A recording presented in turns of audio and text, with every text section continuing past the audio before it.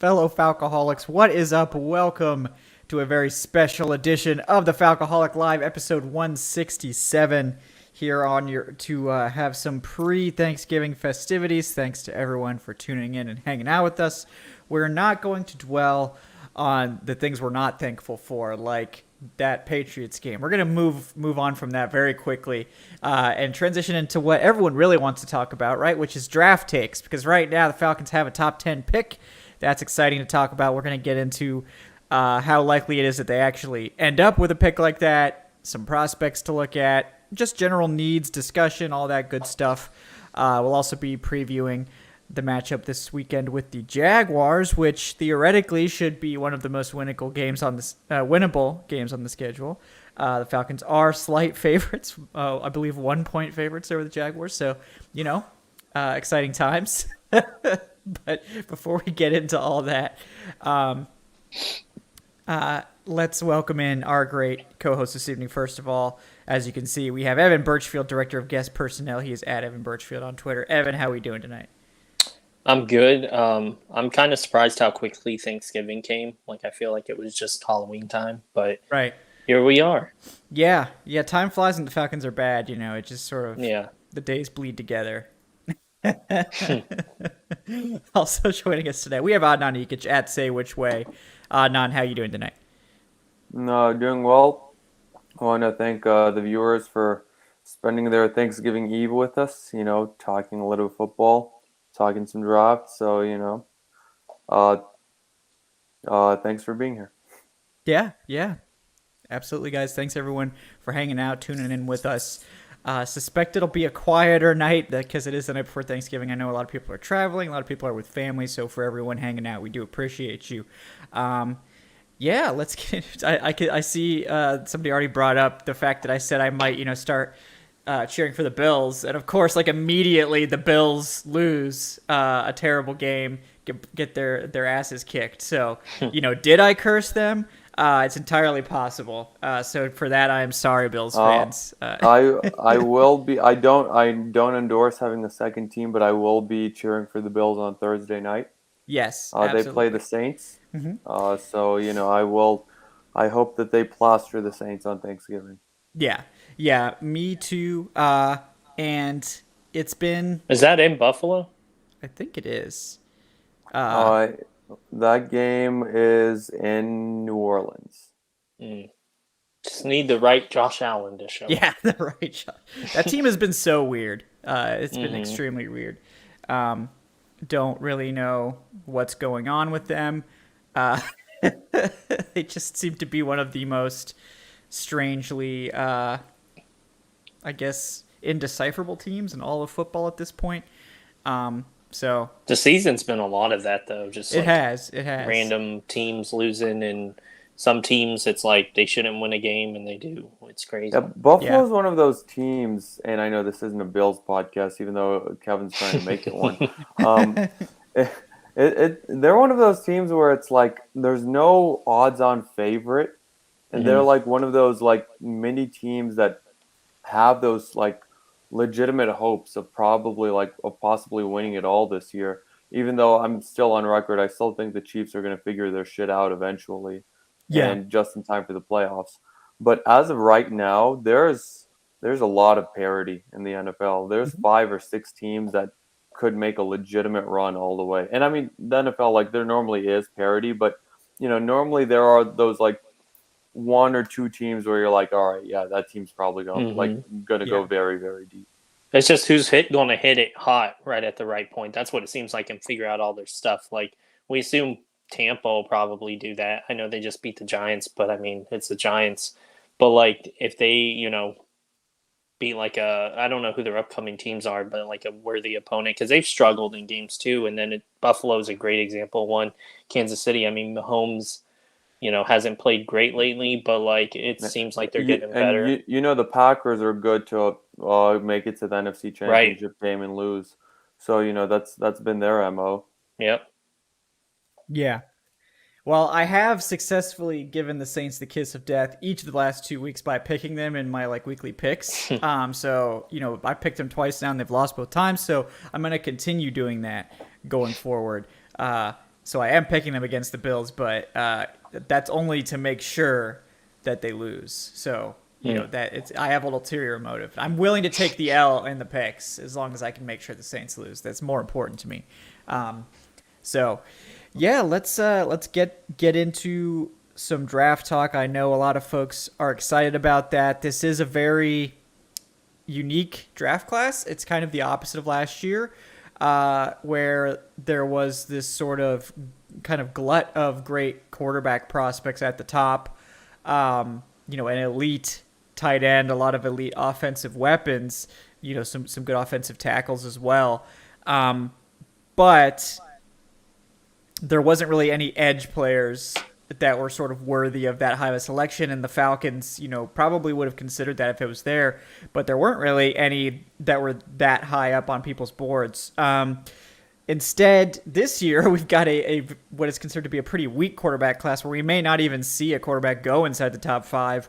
But right now, according to the Draft Network, their top 100, there are 3 edge players in the top 8.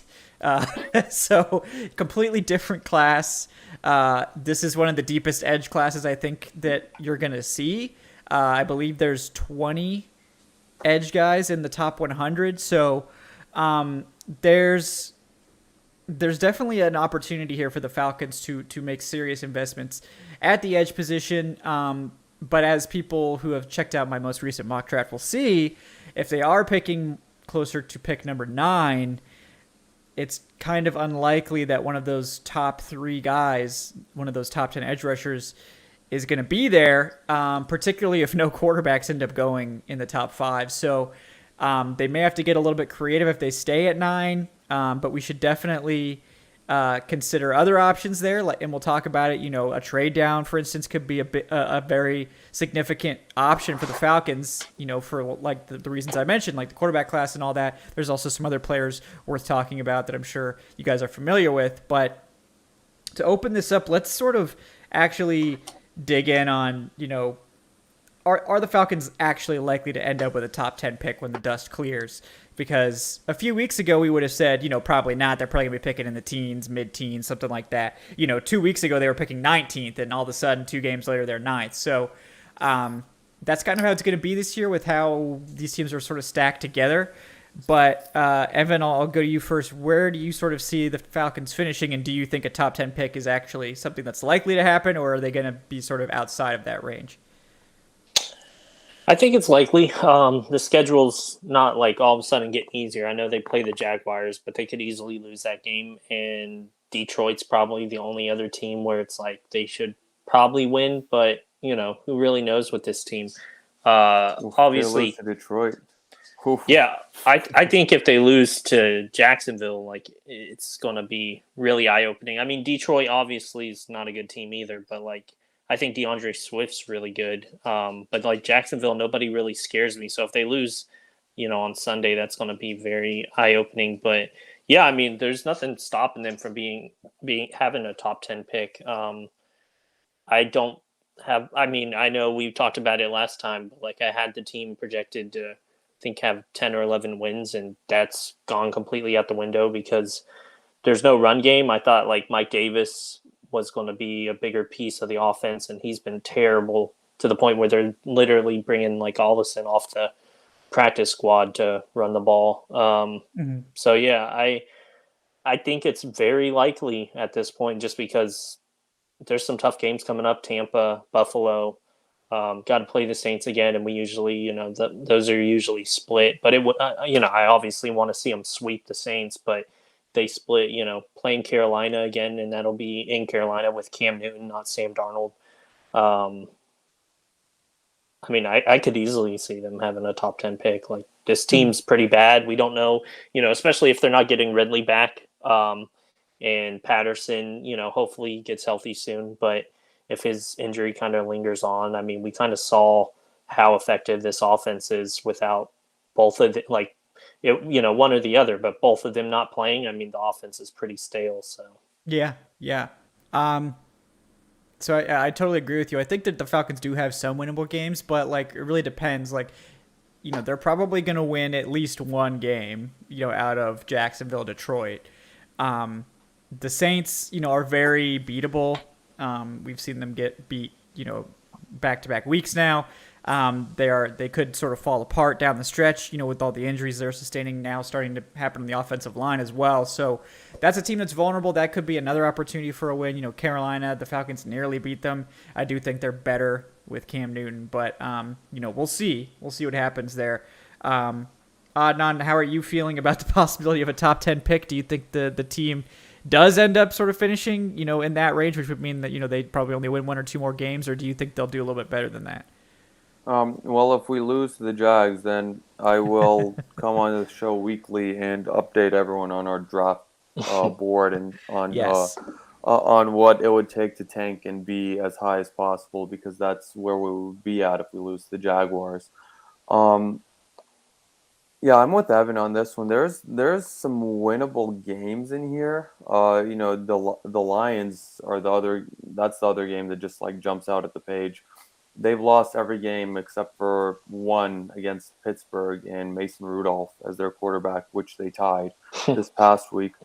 Yeah, it's one of those things where you kind of don't want to get caught in the middle of it, where you don't win enough to be contending for the playoffs, but you win too much to have to be able to pick a true difference maker in the draft, which has been the dilemma the last 3 years. And luckily last year they lost out instead of winning out, and they ended up with Kyle Pitts as a result. In fairness, though, you can always find difference makers throughout the entire first round. But yeah, I think that they'll end up in that 10 to 15 range. I think they'll beat the Jags. I think they'll beat the Lions. And I think they'll beat the Saints at home. Other than that, I can easily see the team losing all other games. Yeah. Even though you never know with those divisional games, Carolina, even Tampa Bay. Tampa Bay is very, very beatable, apparently. But that's one of those games where, everyone is just chalking that up as an immediate loss. Fair.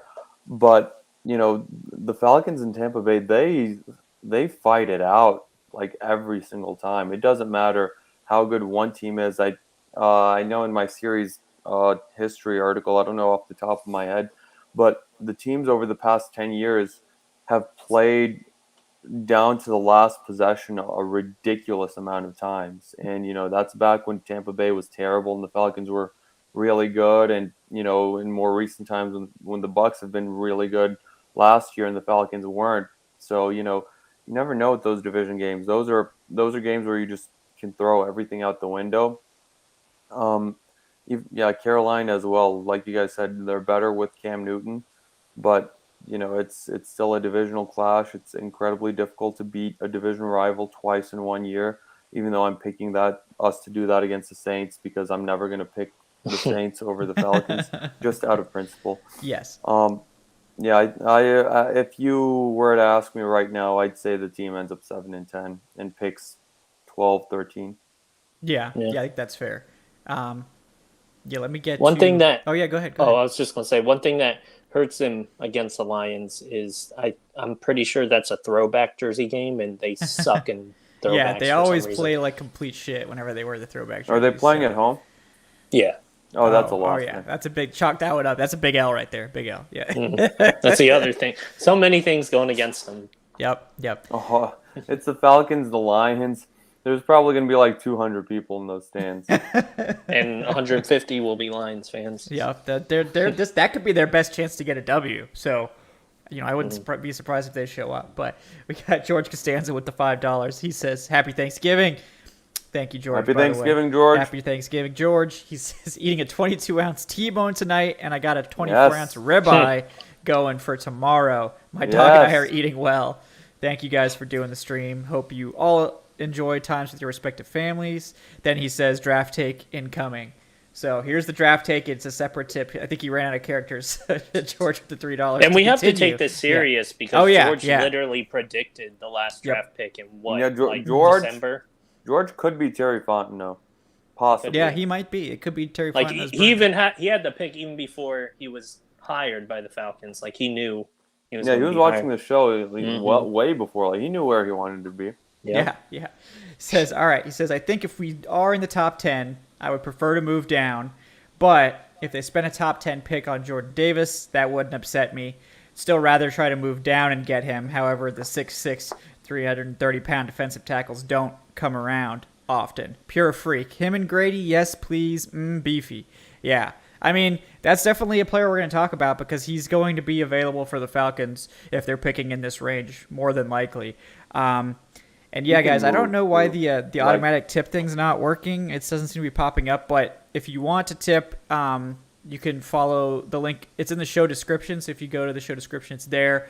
You can also just type it in. It's streamlabs.com/thefalcoholic.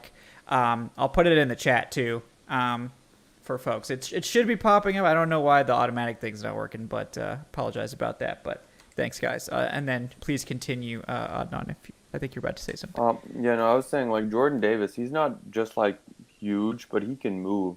Like, someone that size should not be able to move downfield the way that he does. Like, he's someone that would be able to revitalize the trenches anywhere. And, it's not just because he's from UGA, and that would make the hometown fans really happy. But, like, Jordan Davis, he could get some Heisman votes this year, and that's pretty ridiculous as a defensive tackle. Mm-hmm. Yeah, I really like Jordan Davis.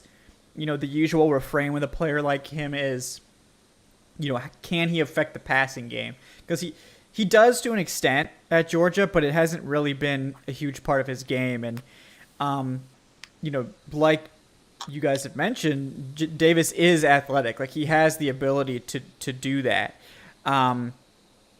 But he hasn't done it consistently at the college level, so it just depends. Like, Vita Veo is the same way. Veo is not a guy who had a lot of sack numbers, but he sort of grew into a bigger pass rushing role at the NFL level just by sort of getting his hands up, just pushing the pocket. And, like, nose tackles, I'm sure you guys know, nose tackles don't light up the stat sheet. It's more about how they change the way offenses have to play your defense, how they have to dedicate multiple offensive linemen to that player on every play.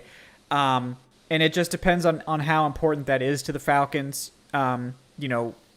We've seen even having someone like Anthony Rush in there for Atlanta has helped the run defense a lot, just having a bigger nose tackle. But, obviously Jordan Davis is going to be an improvement there over Rush. But is it enough of an improvement to justify such a big pick? We'll see. And that's something that they're going to have to decide if they want to make that sort of investment. But, a lot of people... We'll also see go ahead. what happens in the Combine because... Yeah.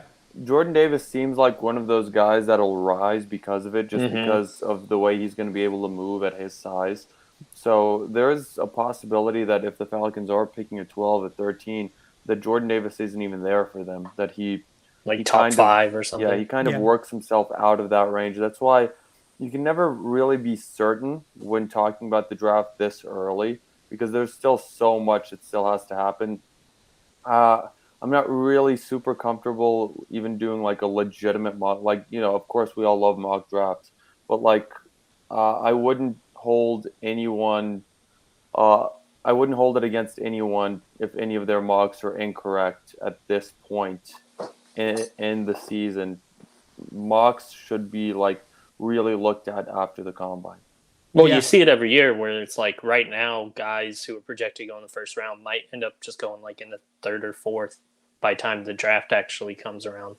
It's just, and that's nobody's fault. It's just a lot happens after the actual season with the, as you mentioned, the Combine and the private workouts and stuff. Yeah. And like, I know someone else asked about DeMarvin Leal as well. And that is another guy that the Falcons certainly could consider in the top 10, the Texas A&M defensive lineman. And I say defensive lineman because he legitimately played like every single position on the defensive line for Texas A&M. He's sort of like the opposite of a Jordan Davis. He's like 6'4", 290. So he's much more of like a smaller kind of do everything defensive lineman.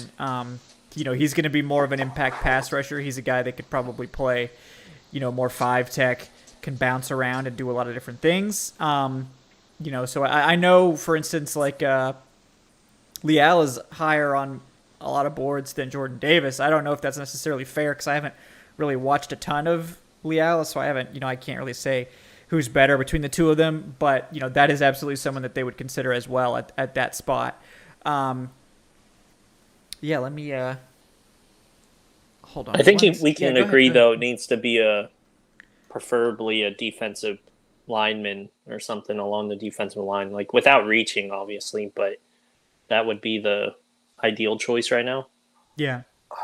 Um, Or do I you don't think offensive line? Like, I mean, I would see. be open. Like Evan Neal, if he Yeah, happened to be there, I would make that pick for sure. But like outside of I him, I'm not sure I would take any other offensive lineman in the top 10. I've been talking about the trenches forever, and I'm getting to the point where it's well, one at this point, when your team lacks so much talent that the Falcons do, my preference is to go BPA. Um, but I don't think it would be the worst idea possibly to even get like a cornerback, someone like Andrew Booth out of Clemson. I know, Kevin, you mocked him Oh yes, to the great Falcons this minds. Yeah. past week, Yeah. but he like I'm just like, imagine this team has so many holes that you're gonna have to plug over the next couple of years, to the point where I'm thinking kind of throw caution to the wind a little bit and just build an amazing secondary, and then try to have everything else feed off of that. After building that, then you can work on everything else. But just to have that elite unit on the defensive side of the ball, I think would go a long way in kind of helping mask the deficiencies of the other groups, of the linebacker group and of the trenches especially. Of course, it's still very early, but just looking at how good AJ Terrell has played this year, the better he looks, the more I want to pair him with that dominant, secondary cornerback, to where teams can't just go away from Terrell every single time the way they have been this year. Yeah, yeah. I mean, I think particularly if the Falcons are picking towards the bottom of the top 10, an edge guy is not necessarily going to be there. The three guys that I would take in the top 10 would be like Kayvon Thibodeau, who everybody knows about, Aiden Hutchinson from Michigan, who everybody knows about, and George Karlaftis from Purdue is the other guy. And all of those three I'd be pretty happy with. And I think they're all worth the top 10 pick without a doubt. But after those three, I think you would be reaching for the next edge if you were taking them at like 9. I don't think the Falcons are in a position where they can force an edge pick there. The good news is that there's like a million guys you could take it in the second round. There's going to be somebody good there. Like I said, there's like 20 guys that are going to be in the top 100 when the dust clears. 20 edge players graded in the top 100. And I got news for you guys. 20 of them aren't going in the top 100. So there's going to be quality edge guys you can get a little bit later. Not saying don't take an edge, just you don't have to force it in the top 10. And so maybe they decide to trade down in that scenario. But, like Adam was saying, I had them taking Andrew Booth from Clemson, who is an elite cornerback prospect. I love his game. I think he would be perfect next to Terrell. And I think even though it's not the biggest need, I think like kind of along the lines of what Adnan was saying is you sort of start to actually build an identity for this defense, which is we're going to be an elite secondary. And obviously defense is the whole thing. You can't just be like, we have a great secondary, so we're fine. You have to have at least some kind of pass rush, but it's complementary football. So if you have an elite secondary, you can get away with a pass rush that's not as good, which is probably what the Falcons are going to be dealing with next year, regardless of who they take in the draft this year. So, I think getting that secondary to an elite point and just trying to have sort of an average pass rush could still be enough for a very good defense. It just, I think you consider, I think at that point you either trade down or you take the best player available. And if those three edge guys I mentioned aren't there in the top 10, I think you sort of have to go in a different direction. Yeah, everything should be on the table at this point. Like, yeah. This team, we've seen it. There's just such a lack of talent on defense, especially. I've moved kind of away from the idea of getting your quarterback of the future at this point, just because I think getting a rookie quarterback doesn't really do anything with this team, just because this team won't be. You're not going to be able to build anything serious around him for a few years, and then that takes away the benefit of having a rookie quarterback on a rookie contract, or a young quarterback on a rookie contract. Excuse me. Plus, Matt Ryan has looked really good this year to the point where it looks like he's going to be able to play at a very high level for at least the next couple of years.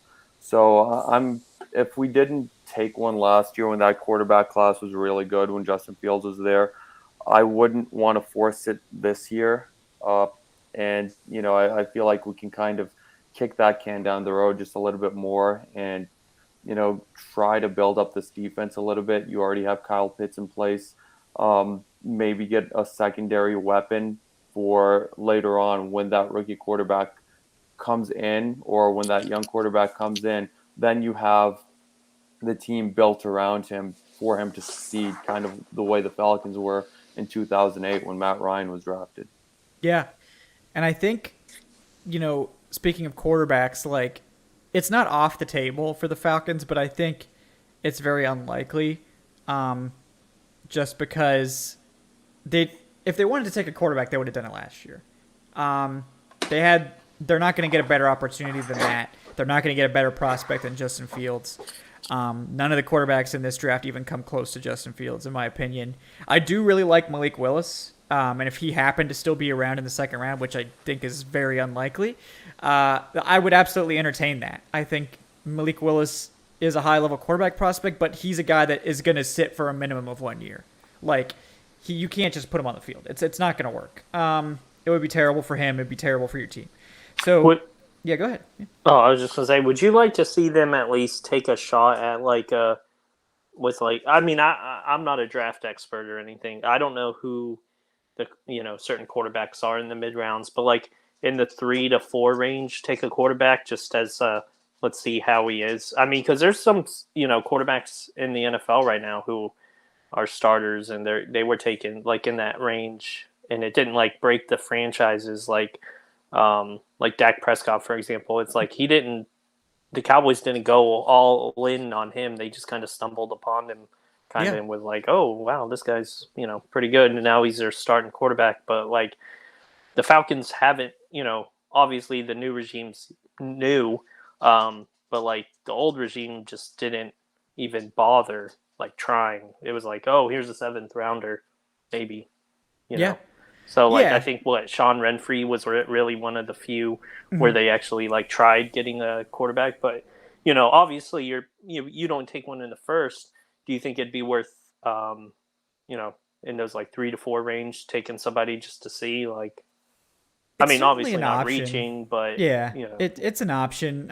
Particularly if they trade down and get those extra picks. I think it's more of an option. But to me, it's like I don't think any quarterbacks in this class in that range are really moving the needle for you at all. There's none that I'm like a big fan of, I would say. Mm-hmm. So like in a weak quarterback class, the guys that should be going in that 3 to 4 range are probably going to go like in the second round. That kind of messes that up a little bit. I'm more against the idea of getting a quarterback in the mid rounds. I feel like just because that's such an important position, I think you have to really.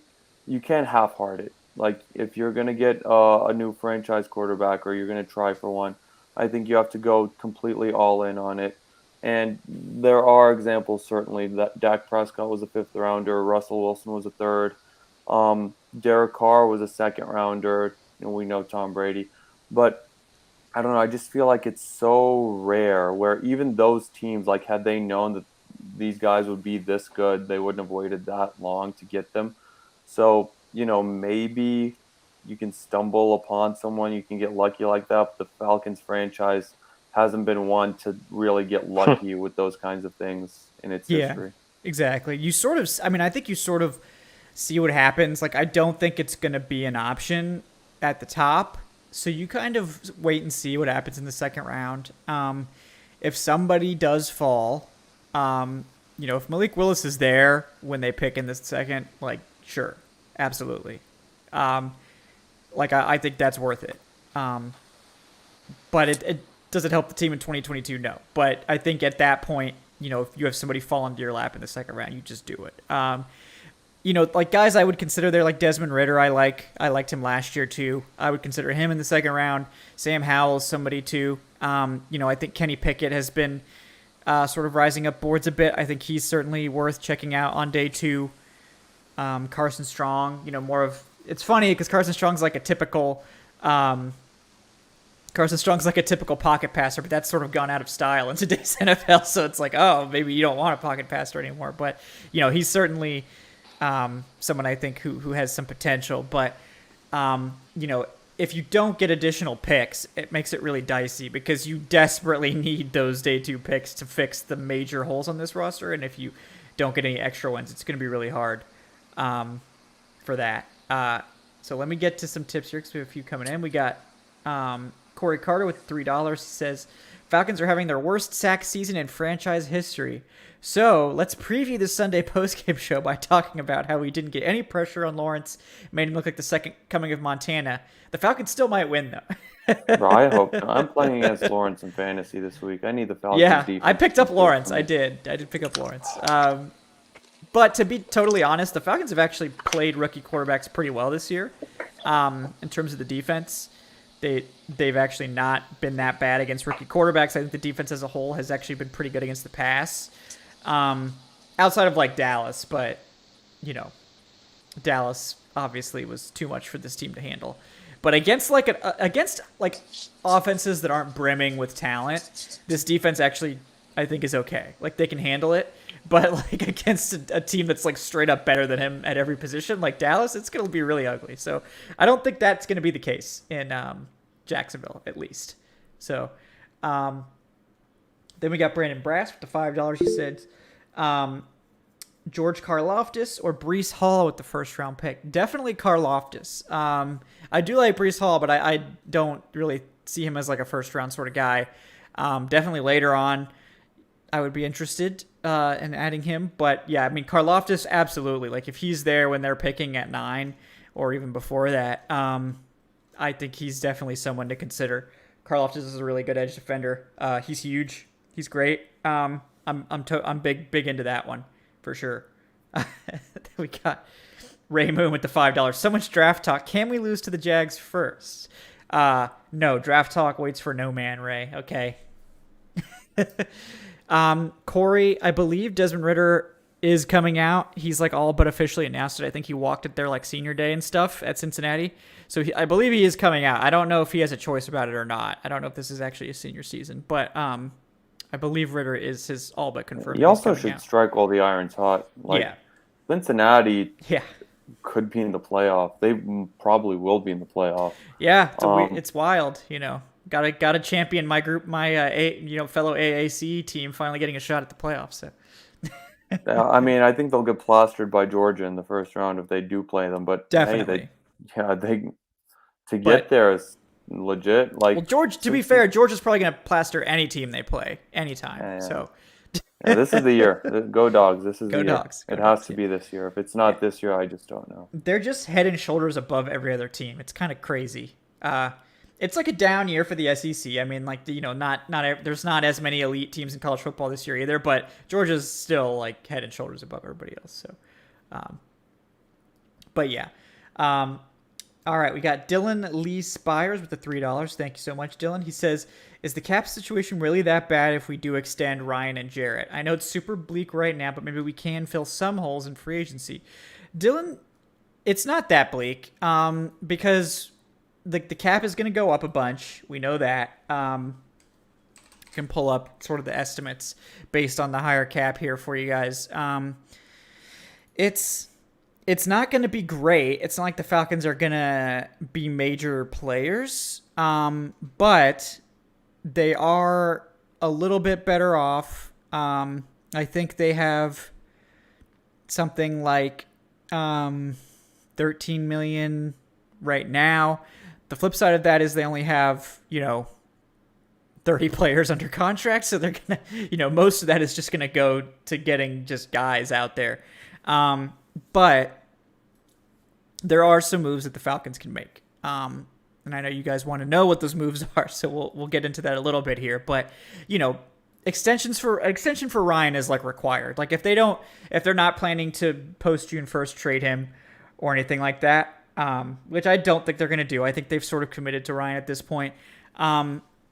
They could save $18 million with a Ryan extension, and I think they're going to go that route. We'll see how many years they spread it out, if they do void years or anything weird like that. All that's on the table. Aaron Freeman mentioned, they could do like a weird restructure and also add void years. That's also a possibility that doesn't require an actual extension. But, I feel like they're probably going to do an extension either way. The same thing is possible with Grady. If they extend Grady, they could save like $12 million on his deal.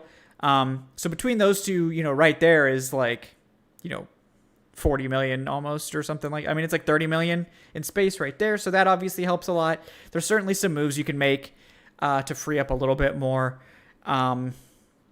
Like for instance, Mike Davis, he's not coming back. He's going to they save $2.5 million there. Tyler Davison, he's not coming back. $4 million or almost $4 million savings there.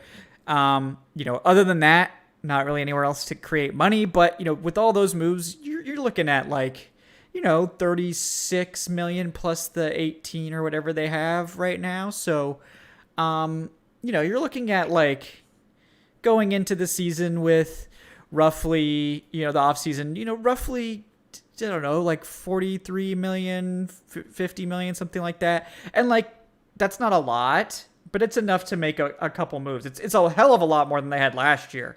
So it's like, they basically like had to just completely go veteran minimum all the way down to fill out the roster this year. They're not going to have to do that again. So, we'll see. But, I don't know. Does it seem? I don't think it seems that bleak. But what do you think, Adon? Does it seem that bleak to you at this point? I feel like they kind of ate their vegetables a little bit last year, and being so conservative with cap space, with not doing anything, not signing anyone to any like long-term deals. I know you mentioned Mike Davis. I think he got a couple of years, but the second year is completely unguaranteed. I feel like with some trades, with some extensions, the team, and with the cap space going up, like you mentioned, the team will be in a decent spot. Like last year was just the result of years and years of negligence from Thomas Dimitrov and Dan Quinn. And I don't think that we'll be in that bad of a situation for a long, long time again. But we're still kind of having to work through that bit of negligence still. Yeah. So it's not over yet, but I feel like the very rock bottom dark days of the salary cap for the Falcons, that's kind of behind us. And especially because after Terry Fontenot got out of Julio Jones's contract, which is looking really, really bad right now for the Titans, that helps tremendously. Yeah. Because I feel like if the team would have had to be paying Julio next year $22 million to, play 10 games and to get 400 receiving yards and 0 touchdowns, that would have been pretty catastrophic. Mm-hmm. Mm-hmm. Yeah, it would have been pretty terrible. And if you guys want to feel better about the Falcons cap situation, let me tell you about the Saints cap situation next year, which I'm sure everyone will enjoy hearing about. It's really bad.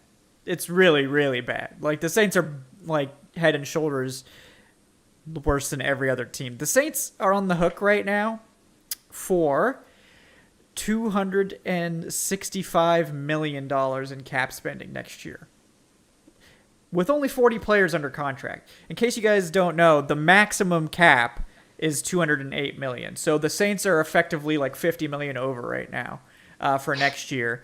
And it's even more considering that they only have 40 players under contract. They actually have to come up with like $66 million. So, is that including whatever they just did with Taysom Hill? I believe so. It may or may not be fully updated yet. They may have cleared out some space with that, but it's yeah. Taysom Hill's contract is really strange, also. Yeah. But they've got a lot of things to think about next year. And they're probably once again going to be clearing out their depth, and it's going to hurt. It's going to hurt big time. They're going to have to really tighten their belts and try to make, that their best way to clear cap is to like cut Mike Thomas and Cameron Jordan with post June 1st designations. That's the best way they can clear space. But either way, they're going to be paying those guys like $15 million not to play for them, and those are also two of their starters. And with these teams, and like I said, we mentioned it with the Falcons, when you get so far down with the cap, you're going to have at least one off season where it hurts. And we saw that with the Falcons last year. They didn't really, they traded Julio. They signed a bunch of vet men guys. They didn't bring in any impact players. They lost some guys. And, last year it really hurt. And, the Falcons were on the other side of that. It's not over yet completely. It's not as good as it's going to be in the coming years. But the Saints have never really had that year. It's just Mickey Loomis kicking the can down the road over and over again, and Saints fans being like, oh, yeah, that's Mickey Loomis. The cap doesn't apply to him. But, they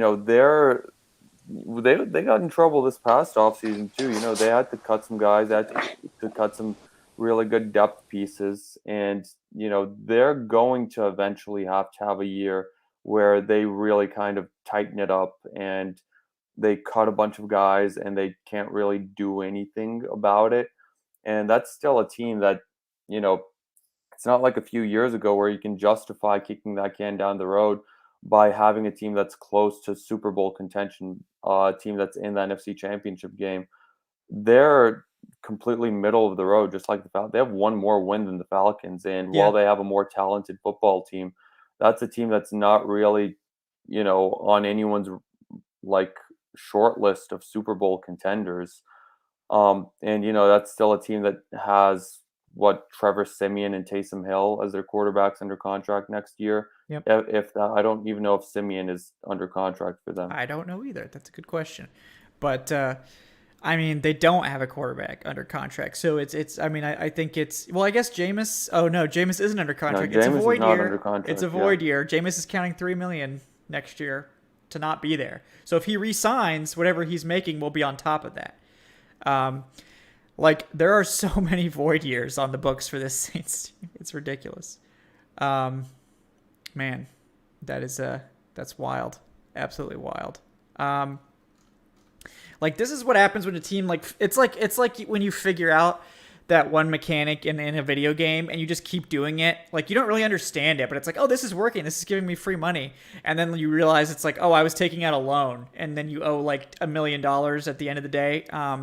It's that's what they've been doing, and it's not like they're not going to be able to fill a team, but the roller coaster tycoon effect. Yeah, did that plenty of times. Kept exactly. using the loans, and then it was like, well, can't build anymore. Yep, it came crashing down. Then you restart. At least with roller coaster tycoon, you just start a new game.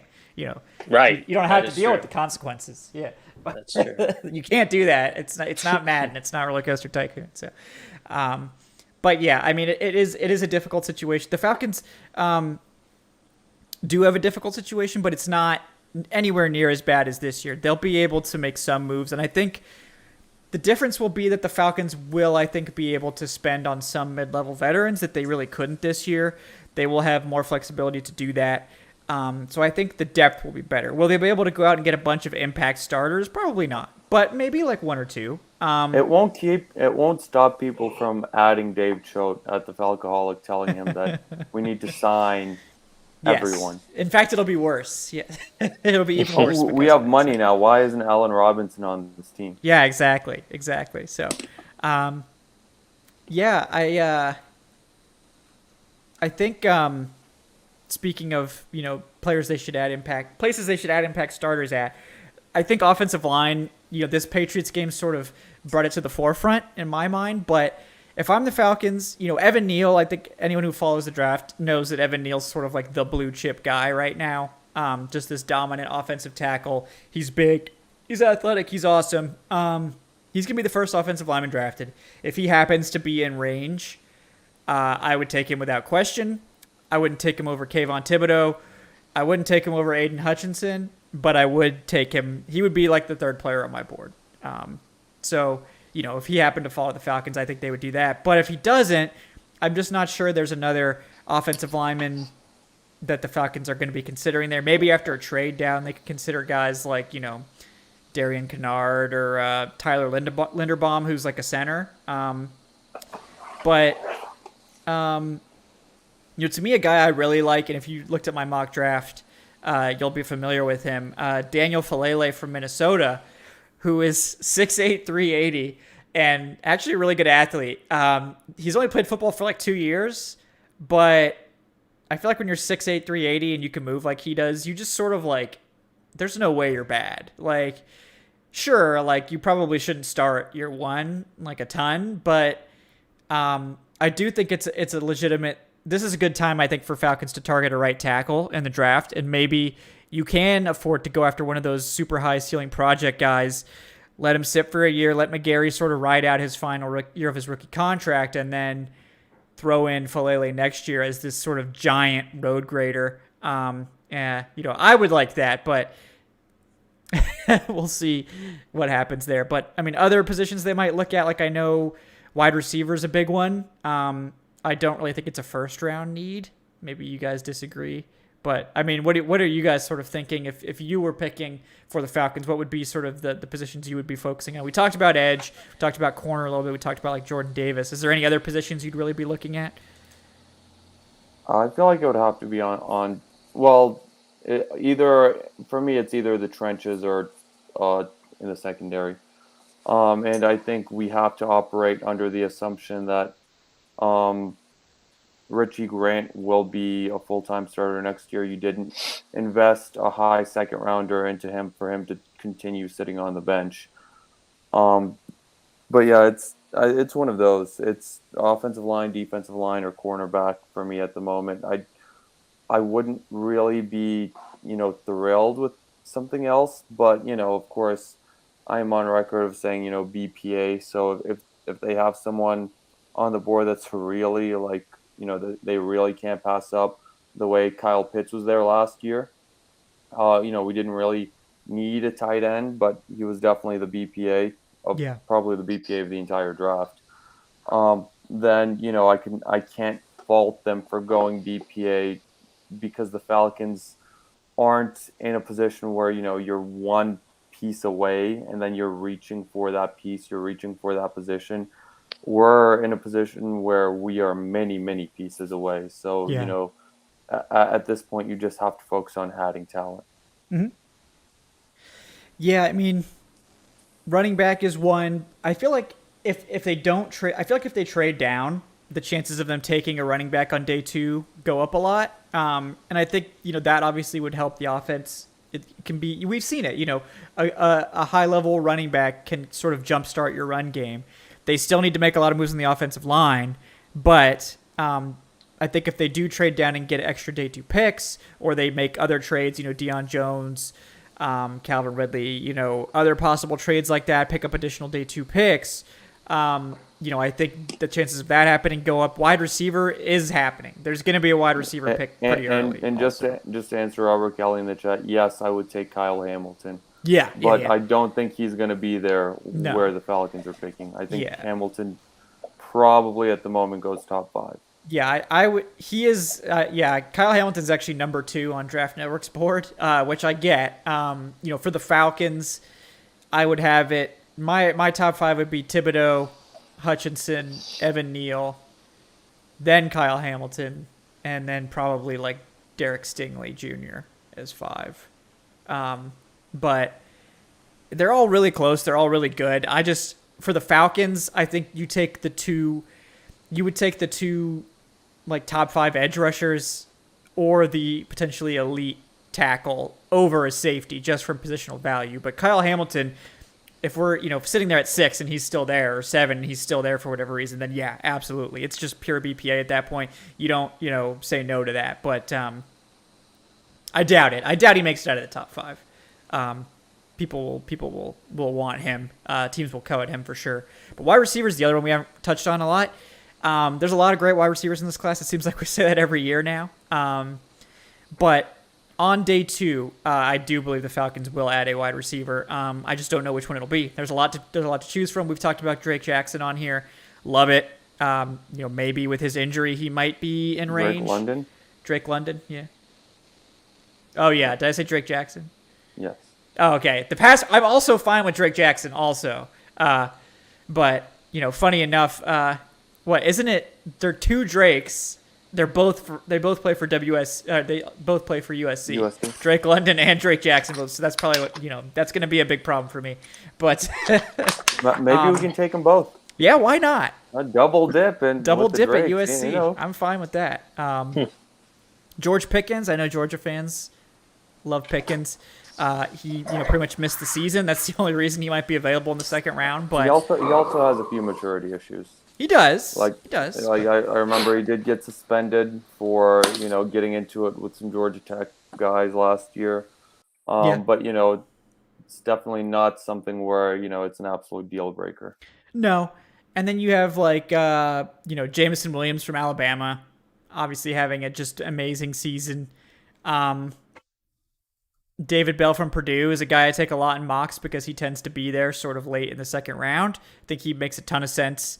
Once you get to the David Bell sort of guys, you're sort of looking at the high end 2s instead of the dominant 1s. But I think with Kyle Pitts here, you don't necessarily need a dominant Julio Jones type wide receiver 1 in this offense with Kyle Pitts in the building. But you do need a couple of high-end 2s, guys that can beat one-on-one coverage and can take advantage of the attention that Kyle Pitts is going to garner. And the Falcons, without Calvin, really don't have any high-level wide receiver 2s right now. So, I'm trying to think if there's anything else. Linebacker, I guess, if they do trade Deion Jones or don't re-sign Foye, becomes more of a need. I think it's more of a later need, though. I think it's an early day 3 sort of pick. There's a couple guys that I like in that range. Micah McFadden. He seems right up their alley. He's a just total demon blitzer. He's maybe the best blitzing linebacker in college football. I think he has 9 sacks this year or something as an off-ball linebacker. He's not elite everywhere else in his game. I would say he's probably a solid starter, but his blitzing ability could make him a really, really good fit for what this defense in particular likes to do. I mean, I would say he's not bad. I think he's a good athlete. I think he can cover some. He can hit.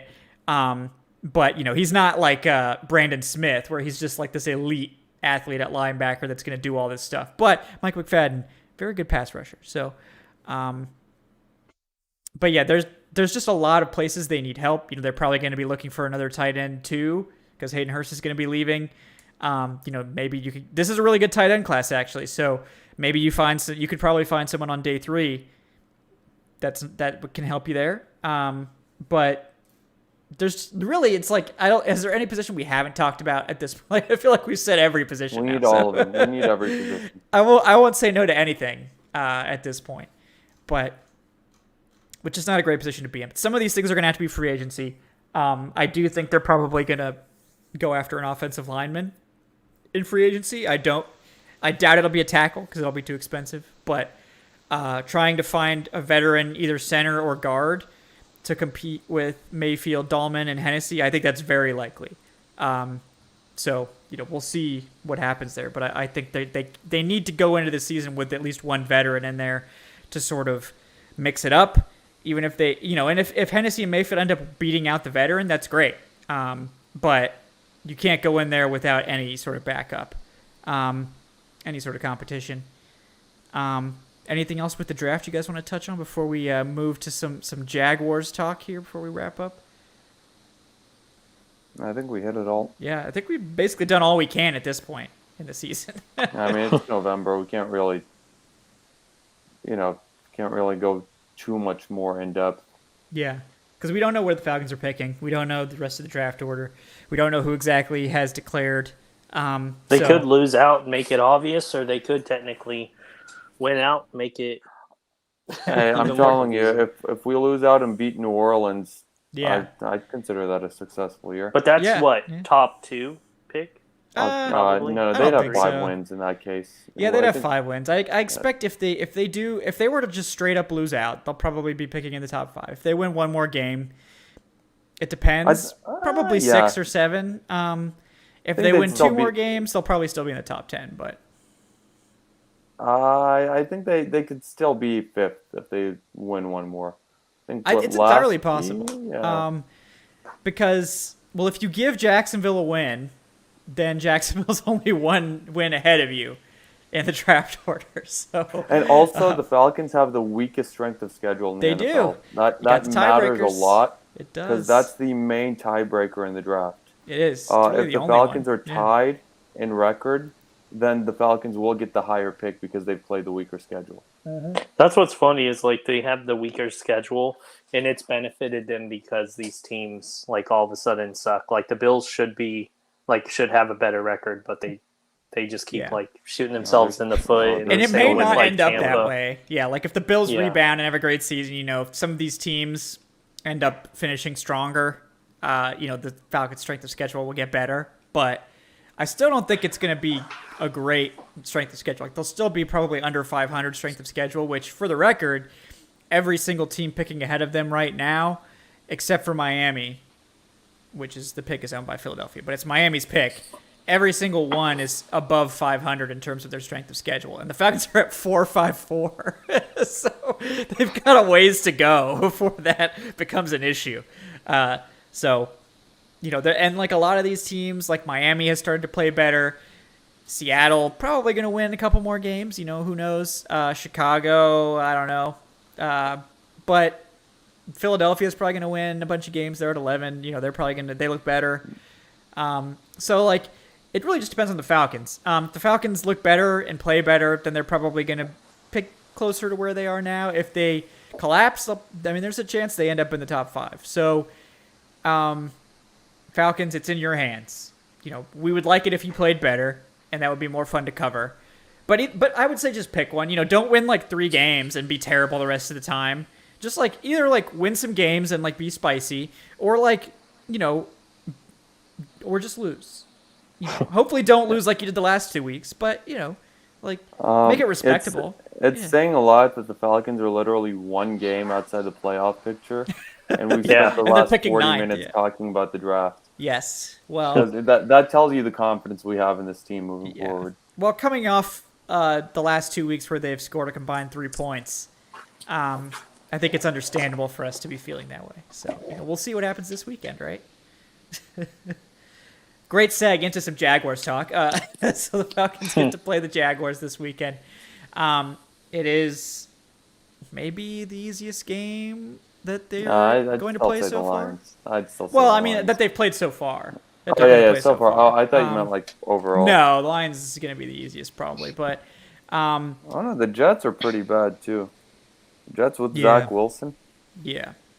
Well, the Jets are somehow better than the Jaguars, I think, but I think the Jaguars are better than the Jets now, but I don't know statistically if they're better than the Jets still. But for reference, the Jaguars are 31st in scoring right now, and they are 25th in scoring defense.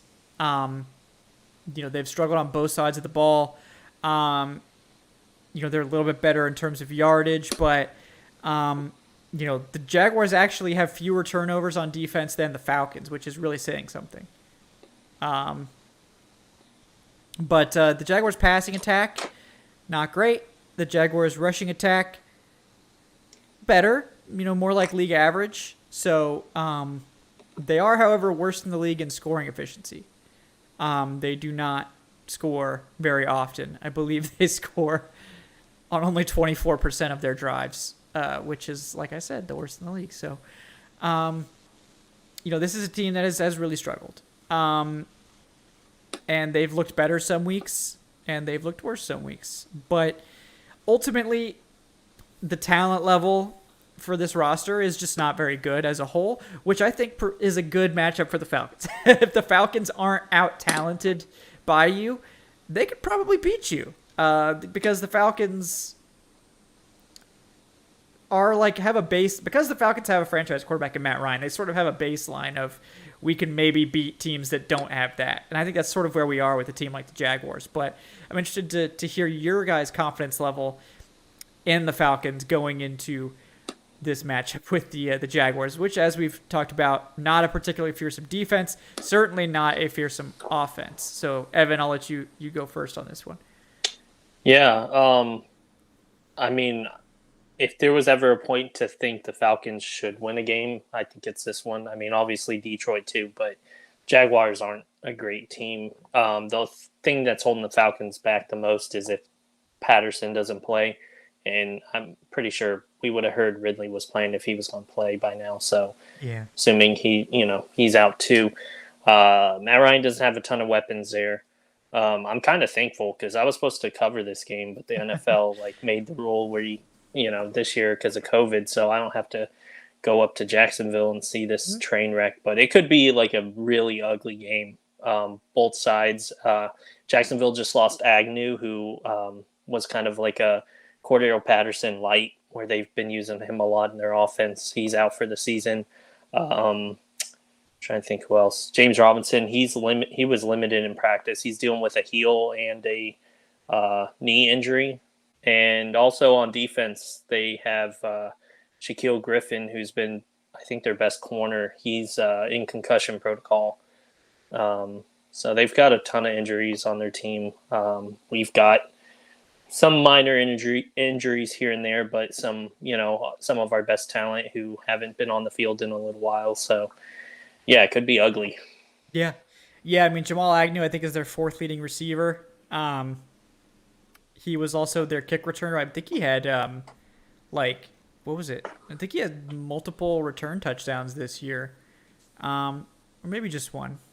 Yeah, no, he like had the 60-yarder last year. Yeah, he had the one. He's one of the best returners in the league for sure. He did have a kick return touchdown this year, 102-yard kick return touchdown. So obviously that hurts their special teams as well. Them being down a corner isn't going to help things. They do have Josh Allen, not that Josh Allen, the other Josh Allen.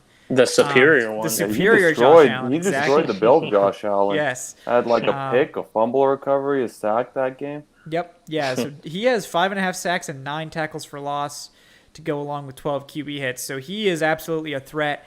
Falcons would be wise to make sure they're blocking him with a tight end. I would just chip him every single play with a tight end. I don't even care. Just do it. So they certainly do. He's obviously a very good player. But they haven't really gotten much out of Kayvon Chaisson. That was a guy that the Falcons, people will remember. The Falcons were interested in Chaisson. I think it was the 2020 draft class. He hasn't really been much of anything for them. They traded away last year's top 10 pick C.J. Henderson to the Panthers for a fifth. So that's obviously not great. But they got Dan Arnold. They got Dan Arnold. They did. That's all that matters. Dan Arnold's actually their third leading receiver already. He's only played 7 games out of the 10. He's their third leading receiver. He's gotten 40 targets in the last 7 games. That's wild. Honestly, I think that the Falcons offense should be able to survive. In terms of, this defense. The Falcons' defense, I think, actually should be able to match up pretty well. Not a lot of dynamic threats in this passing game. DJ Shark is on IR, out for the season. Marvin Jones is still a quality guy, and Laviska Shenault offers, some flexibility. And Dan Arnold. But not exactly who loaded. I think could make an impact? Laquan Treadwell. Oh. He had 3 targets Revenge game. Week. Revenge I'm going game. to call it now that he's going to score a touchdown. Revenge game. He scored 12 in your Madden simulation. I know. Yeah, dude. Yeah, Laquan Treadwell, MVP. Madden MVP. Yeah. Total god. But, yeah, I mean, this is a game the Falcons should win, right? If they don't, I don't want to be on. I mean, it sucks we have to cover this. I'll be on. If they don't, the viewership will be amazing. Yes. Right.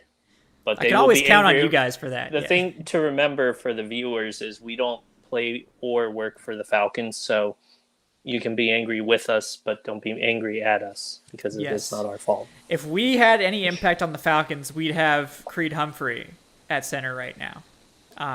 Now, just like Eric, every time Eric came on and talked about Brian Burns, every single time Brian Burns made a play, Creed Humphrey is my Brian Burns. I will never let this team forget or anyone forget how much I stood on the table for Creed Humphrey. And I just want you guys to know how right I was. But anyway, please continue talking about the Jaguars game. Yeah, it's it's one of those. I feel like this will be one of those games where like neither team feels good about itself afterwards. I think it'll be one of those like 17-14 like slop fests.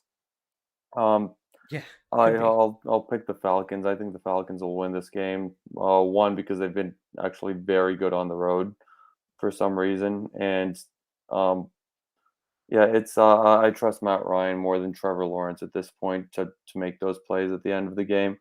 But yeah, I feel like this will be a game where nobody wins, the viewers included. Yeah, I don't think this is going to be a particularly fun one. But yeah, I mean the Falcons should win. If they lose to the Jaguars, it's going to be dark times. It's going to be very dark times. Yeah, I mean, do you? The offense isn't going to like score 0 points again, right? I mean, they better not against the Jaguars. Like the Patriots' defense is one thing. I mean, even then, it's like you shouldn't be getting shut out against anyone. But it's like, all right, the Patriots have arguably like maybe even the best defense in the league. But yeah, I just watched the Jags last week against the 49ers. The 49ers took their first drive, and it lasted over 13 minutes in the first quarter because the Jaguars just could not stop them on third down. And then, like, I think the time of possession at one point was like 25 minutes to like 2. So it's the Jags. The Jags had a good defense in 2017, the Saxonville year. They had a good year in 2017. Outside of that, they've been the AFC's punching bag since David Garrard retired, or since David Garrard's era. They like went to the playoffs in 2007, won a playoff game, and since then they've been back once. Yeah, the Blake Bortles year, my son. Yeah, I mean, I think it's more like the Jalen Ramsey year, but yeah, sure. Yeah. Hey, Blake Bortles had a legitimately good year that year, but unfortunately, that was his only good year of his career. So Blake Bortles was the king of garbage time. Yes, at one point. That man was a startable fantasy quarterback. Okay, put some respect. He was put some respect on that.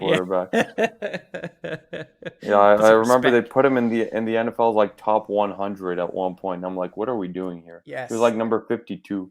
Yeah, I was like hoping that would be the start of like making that pick good and like Jacksonville being good. Because I think everyone kind of secretly is like, it would be fun. Like maybe the Jaguars, wouldn't be terrible now. Like maybe they could actually be like a good team. That would shake up the AFC. It would be exciting. It'd be nice to see, this sort of basement dwelling team be good. And then it was just like back to the trash can with you. Yeah, they had that like 1 year. And instead of like building on it, they just like... Well, I don't even know how many players are still on that team from that year. Like it wasn't even, it was like immediately afterwards they just like went crashing down because they decided to give Tom Coughlin like influence and power for some reason. And he was just like the old man trying to like, keep everyone in line with his like tough love antics that just like which like just doesn't work in the NFL. It's like these aren't college kids. Nope. And let me, just remind everyone that the Jaguars did lose to the Geno Smith Seahawks 31-7. So I feel like the Falcons got this, but also who the hell knows with this team. So but this team is really good at like whenever we count them out and just start feeling like, okay, well, they're just bad. Then they just I'm not counting them out against the Jaguars. No, it's pretty hard to do that. It's the Jaguars, yep. But yeah, Evan, anything else you want to add on this game before we sign off? I think it's going to be close. I think the Falcons are going to win, but I'm going to just say like 17-14. Quan Treadwell touchdown. Yeah, I'm not excited for it because I feel like the Falcons have more to lose. Because if they lose, it's going to be a disaster. Where if the Jaguars lose, it's like, oh, okay, It's like, oh, we're still just the another Jaguars, week yeah. in Jacksonville. yeah, right.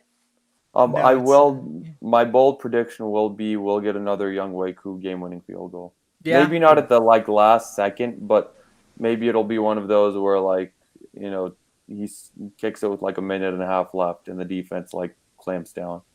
Yeah. Anonymous says, if the Jags play like they did against the Bills, we might lose, if I'm being real. I mean, that's a good point. They look good against the Bills, but then the Bills are just so well, they only scored 9 points. So I mean, yeah. they were dominating Did anybody the Bills' actually watch offense. that game? I did not. They just couldn't run the ball or I something? watched plenty of that game, and yeah, it was just it was Josh Allen just was not the Josh Allen. I mean, the Bills. Josh Josh Allen? Yeah. No, the Jaguars Josh Allen was great. Yeah, the Jags Josh Allen had the game of his life, but the Bills Josh Allen was just missing throws. He looked like college Josh Allen. Yeah. Like, that's what he looked like in college. So it's like, I just don't know, man. Like, I thought it was a bad pick. I fessed up. Like, I was like, okay, I was wrong about Josh Allen. And then this year, he's right back to being inconsistent again. So I just don't. He's inconsistent, but he's still really good. Good. Yeah. It's not like he's bad inconsistent. It's like, all right. I feel like if we had seen this from Josh Allen his rookie year, we'd be like, oh, he's fantastic. But because he's coming off of that year where he was almost the MVP last year, it's like the expectations are a lot higher. So, he's being judged on on a much tougher grading scale. Yep. Yeah, I know. Anonymous also says this might be the game the run game gets going. I don't think so because the Jaguars are actually fourth in the league in terms of yards per carry allowed. They only allow 3.9. So don't think the Falcons are running the ball much in this one. We'll get some quadriolus according to Arthur Apparently. Smith. I don't think that's really going to do much. I don't know that it's going to matter really at all who is the running back based on how the offensive line has been playing. But, whatever. I'm down. I'm down to see. I mean, we got to find out what we have in these running backs. Like, we need to know who we can bring into next year. But, okay. George stands with the $5. He says Jacksonville 30, ATL 7, while Urban Meyer gets another trending picture of him getting a lap dance to celebrate the win. I'm not gonna lie. If they blow us out and picture services of Urban Meyer getting a lap dance, the Falcons have to fold the franchise at that point. Yeah, that's over. I don't think there's any going back. Yeah. Yeah. George also says Jordan Davis, baby, beefy. Yeah, he's got the steak on the brain. George? Is that this year's Kyle Pitts? Jordan Davis. Yeah, it's Jordan Davis this year's Kyle Pitts. George, we need an official answer. You can give it to us on the post-game show, which, guys, will be Sunday right after the conclusion of the game. Thank you guys so much for tuning in. Please do like and subscribe if you haven't already. And you can check us out on Patreon. It's patreon.com/Falcoholic Live if you're interested in supporting the show. Before we sign off, just want to thank my co-host this evening. First of all, we have Adnan Ikic. He's at Say Which Way. Adnan, anything you're working on you'd like to plug? Series History and Fantasy Stud and Dud are both going on Saturday. Or not Fantasy Stud and Dud. Fantasy Stud and Dud goes on Monday. What If We Win or Lose goes on Saturday. And I just want to wish all of the viewers a very happy Thanksgiving. Enjoy that Bears-Lions game at noon.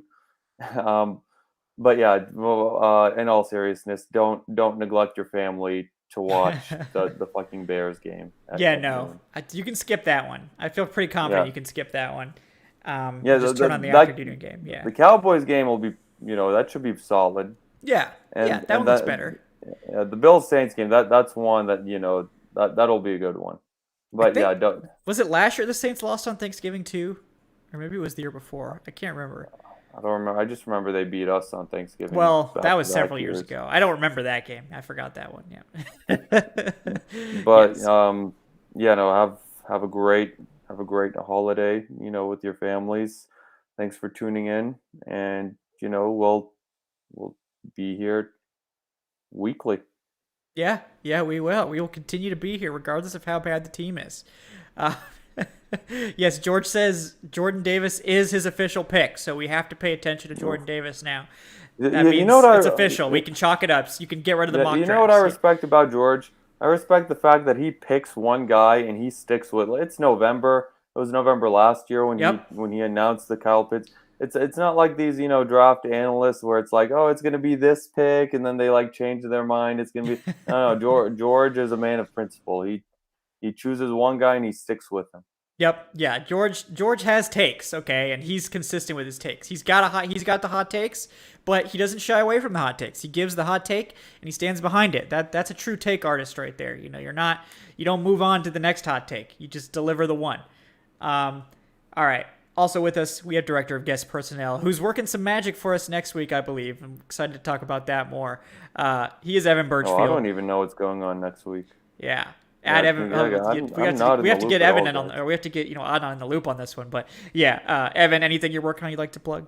I think Evan. I think his connection was really bad. He was having some issues. Yeah, he was going in and out. Yeah, I know he's working on the React article. So you guys can check that out probably tomorrow. Or you can check in on how confident Falcons fans are. Yeah. If Evan was here, he would tell you to go check out the Falcoholic.com for all of your needs. The Instagram, the Instagram. He does a great job running the Instagram. Yep. And he would tell you to watch the live show every Wednesday and watch the post game show right after the game ends on Absolutely. Sunday. Evan's a great company man. He's always doing the right things there. Avenging Angels, thank you for checking in, man. Appreciate you watching. Happy Thanksgiving to you, and happy Thanksgiving for me.